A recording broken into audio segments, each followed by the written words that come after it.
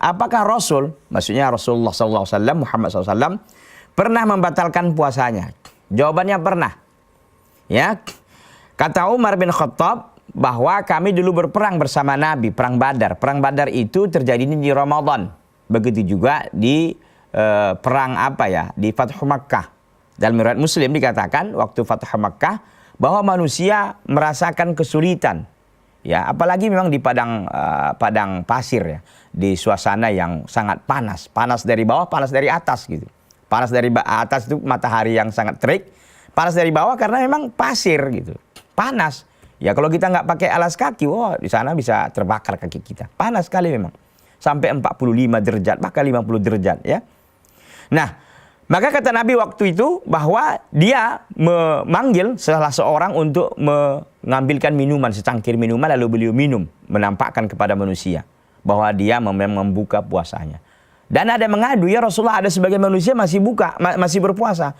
Kata Nabi, ulaikal usad, ulaikal usad. Mereka itu orang yang maksiat. Kenapa? Karena Nabi SAW memerintahkan untuk berbuka. Karena suasana pada waktu itu yang memang sangat sulit ya untuk bisa mempertahankan puasa. Suasana yang kita ketahui kan Fathu Makkah itu kan sesungguhnya adalah penaklukan kota Makkah yang memang dipersiapkan oleh Nabi SAW. Bisa saja ada serangan kan. Tapi qadarullah pada waktu itu tidak ada perlawanan ya. Tapi Rasul sudah membagi pasukannya bahwa akan terjadi perang begitu kan. Jadi suasana yang sangat sulit dan itu udzur sebenarnya. Itu adalah udzur. Dan apa yang dilakukan oleh Nabi SAW sebagai contoh bagi kita bahwa ketika kita memang tidak mampu untuk berpuasa karena suatu hal, apakah kita sakit atau sesuatu yang sulit ya, yang memang kita sesuatu pekerjaan yang kita sulit memang, pada waktu itu jangan nyari-nyari pekerjaan ya, memang dicari yang pekerjaan sulit supaya suatu bulan itu dia berbuka puasa, bukan itu maksudnya. Sekali-sekali,